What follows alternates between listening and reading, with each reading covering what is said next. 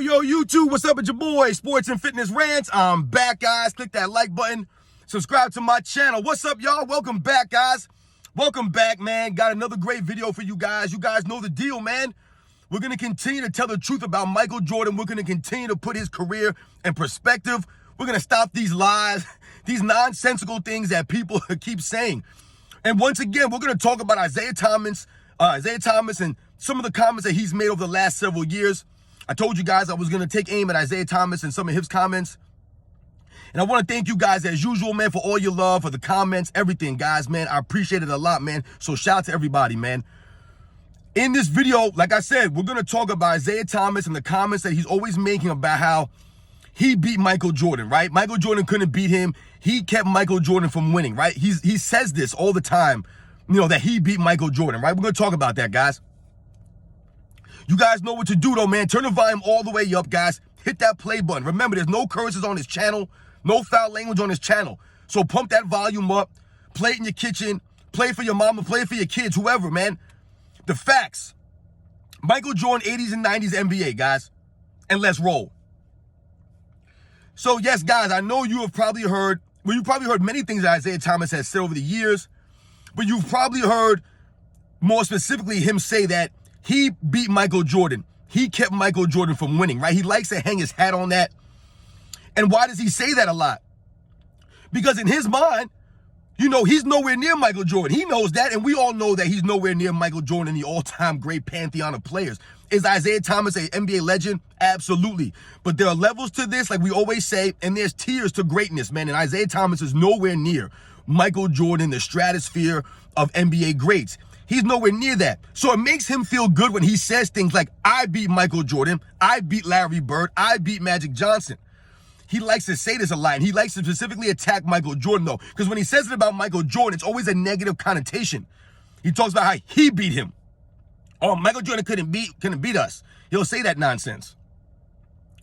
And you know what's funny is that there are actually people who mimic his sentiment, right? Someone in my comments, I did that video on Isiah Thomas a couple of days ago, and someone told me that Michael Jordan and his fans were all, you know, hate on Isiah Thomas because he stopped Michael Jordan from winning. That's what it is. That's why Michael Jordan doesn't like Isiah Thomas, because he stopped him from winning.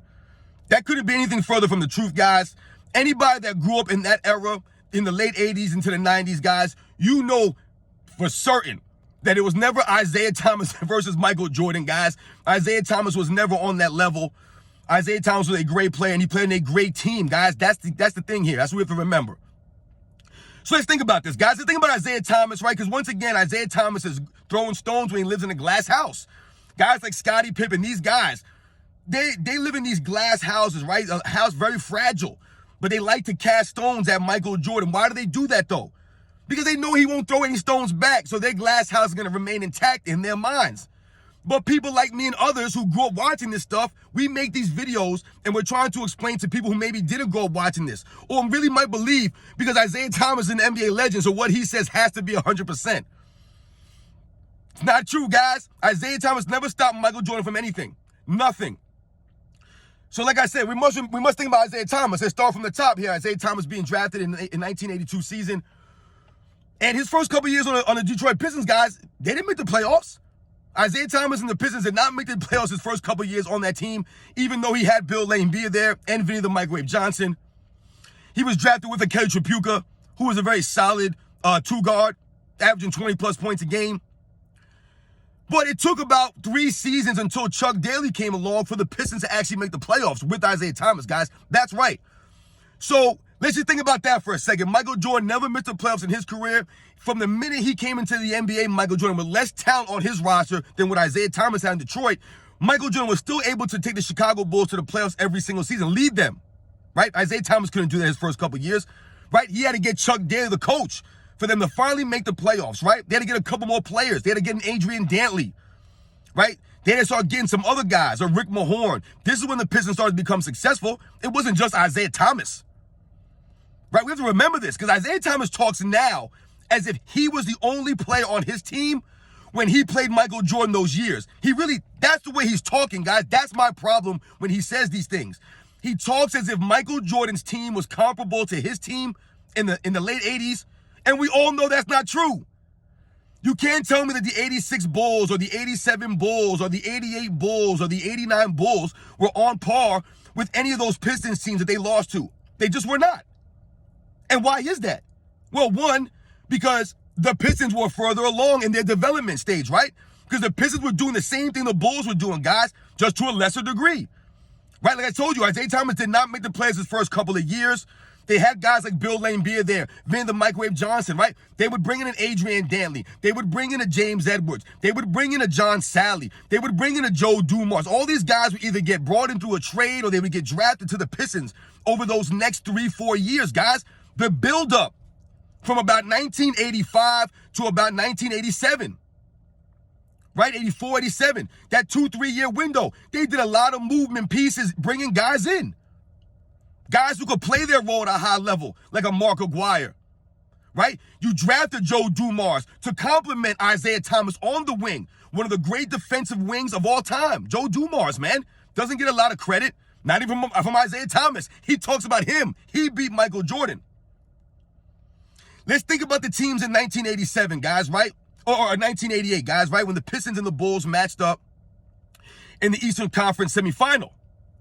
Now, like I told you, the Pistons had been developing over those years, whereas the Bulls had a rookie in Scottie Pippen, a rookie in Horace Grant, and they were in the second round for their first time.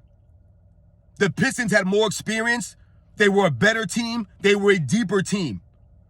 They were also a well-coached team, right? Being coached by the legendary Chuck Daly, who never gets any credit.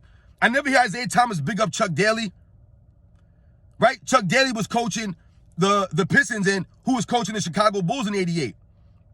Doug Collins. I always call him Phil Collins. Doug Collins, right? Now, I think Doug Collins is a quality coach, but he's not Chuck Daly, guys, right? So if we look at the rosters between the Bulls and the Pistons in 1988, is anybody going to really tell me with a straight face that it was Michael Jordan was the reason why they lost that series? It was that Michael Jordan had enough talent to beat the 88 Pistons? There's no way you can look at those rosters and say with a straight face and believe that it was Isiah Thomas was the reason why the Bulls lost.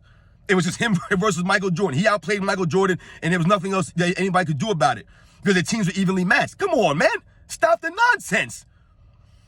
Like I've told you guys in past videos, the Eastern Conference, when Michael Jordan came into the NBA, guys, was top heavy with the Boston Celtics, with the Philadelphia 76ers, with the Milwaukee Bucks, with the Pistons, with the Atlanta Hawks.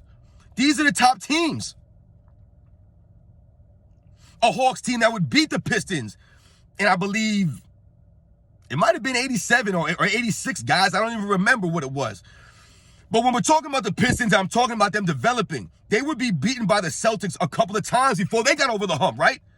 I believe the Celtics beat them 2 out of 3 years before that third time they finally beat them.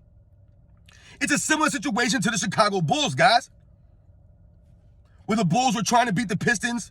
The only difference between what the Pistons were doing versus the Celtics and what the Bulls ended up doing is what, guys? The Bulls took it to another level.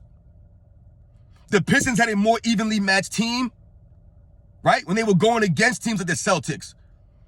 Right, I told you, the Pistons had a very good team. They were deep. They had about 8 guys that go out there and do work. Veteran presence. Guys played their role. Good defensive guys. Like I said, everybody knew what they were doing on the team, the Detroit Pistons. They were like a well-oiled machine. That was why it was hard for the Bulls to beat these guys. It wasn't that it was just Isiah Thomas going crazy out there. But this is the way he speaks. He speaks as if he was averaging 40-plus points a game, and the Bulls could do nothing with this man, and that he was out there with all role players. He wasn't out there with a Dennis Rodman. He wasn't out there with Joe Dumars or Bill Laimbeer or James Edwards, right? Or Van the Microwave Johnson or Mark Aguirre or Rick Mahorn. I mean, come on, man. And Michael Jordan was with who? A rookie Scottie Pippen, a rookie Horace Grant, Bill Cartwright, John Paxson, Cliff Livingston. Come on, guys. Craig Hodges. What are we saying here? Brad Sellers. This is not a knock on any of those players that were on that roster. It's to highlight the difference here. When guys like Isiah Thomas try to make it seem, or people come in the comment section and try to big up Isiah Thomas like he's speaking facts. You guys don't know the history of the NBA if you believe that's the case. Isiah Thomas never stopped Michael Jordan, the Bulls, from doing anything on his own. He had a better team than Michael Jordan. And in 1990, I can make an easy argument that the only reason the Bulls did not win that series is due to the inexperience of the Bulls, coupled with a Game 7 performance by Scottie Pippen with a migraine. I mean, come on, man. Michael Jordan literally had no help out there in that Game 7. But it was all Isiah Thomas, right? Michael Jordan averaged 30, I think he averaged 32 points a game. I think 8 rebounds and like 7 assists in that series, guys, on 48% shooting. His next best teammate was Scottie Pippen with 16 points on 42% shooting, and Horace Grant at 39% shooting on 11 points a game, guys. Those were his best teammates. Meanwhile, the Detroit Pistons had about 5 guys in double figures, which was usually the case on their team, being led by guys like Isiah Thomas, obviously, a Joe Dumars, a Bill Laimbeer. We think about 1990, guys, right? Like I was talking about before. I'm telling you, the home team won every one of those games in that series, guys. But the crazy thing is that the Detroit Pistons were a better team. But the Bulls should have won that series. Like I said, if Scottie Pippen shows up for Michael Jordan in Game 7, if they don't have the inexperience, if they had a little bit more depth, they win that series. Because what happened in 1991, guys? They smoked them 4 games to nothing. Why do you think that was? Because finally, guys like a Pippen, guys like a Grant, these guys were able to step up. Where in the past they did not. Because they were mentally weak. They were scared of the Pistons. They weren't scared of Isiah Thomas. They were scared of the entire team and the way that they played the game. Their approach to the game was violent, was physical. You could get hurt. And they didn't care.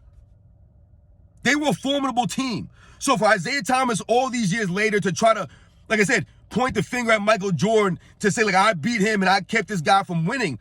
Would you keep him from winning? I just told you, I could argue that Scottie Pippen kept him from winning more than anything.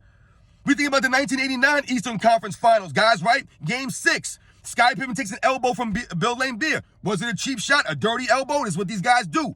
Took Scottie Pippen out for the entire game, guys. Bulls lost Game 6. The whole game, guys, played 1 minute. Did you know that? But it was Isiah Thomas keeping Michael Jordan from winning. Let's get one thing straight here, guys. Like I said from the top, Isiah Thomas is nowhere near in the realm of a Michael Jordan. He's not in the realm of a Larry Bird or a Magic Johnson. Yes, these were the guys in the 80s people talked about. Absolutely. And Michael Jordan always gives Isiah Thomas his credit. But let's be honest here, guys. Magic Johnson, Larry Bird, Michael Jordan are in a different class than Isiah Thomas. And it burns him to this day. It burns him that he wasn't on the dream team, right? It burns him about that stuff, man. And there's no way that Isiah Thomas kept Michael Jordan from winning anything. All the Pistons did was make the Bulls become greater, faster. That's all it was, guys. Because what Michael Jordan saw in the Pistons, saw in the obstacle of the Pistons, is what led to him starting to lift weights, which led to him pushing his teammates in practice even that much harder, right? Because he saw what happened to Pippen in 89. He saw what happened to Pippen in 1990. He saw what happened to the team overall, guys. A lot of those guys were shell-shocked out there in a lot of those games. The Pistons' grit, their experience, their toughness, their mental strength squashed the Bulls oftentimes. It wasn't just about being a better team skill-wise or having better shooters or things like that. They were just a better team.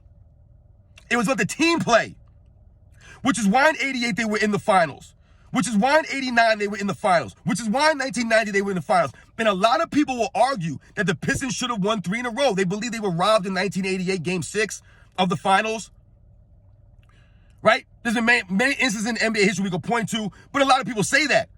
So you're talking about a very quality team, and like I mentioned, if Scottie Pippen plays with the snuff, maybe the Bulls win in 1990.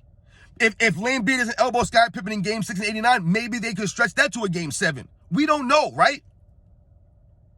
But it really bothers me when Isiah Thomas and Scottie Pippen, these guys try to come back all these years later and rewrite the history and try to change the narratives and make it seem as if something that it wasn't what really happened. The Pistons beat the Chicago Bulls. Absolutely, they were a better team. They had a couple more years, right, of development before the Bulls. But guess what, guys? The Bulls came in stronger and harder and took the Pistons right out of there. When Dennis Rodman shaved 3-peat in the back of his hair before the 1990-91 season, right? No one was saying the Pistons were old. They were coming with all the hype. People were picking them to win again.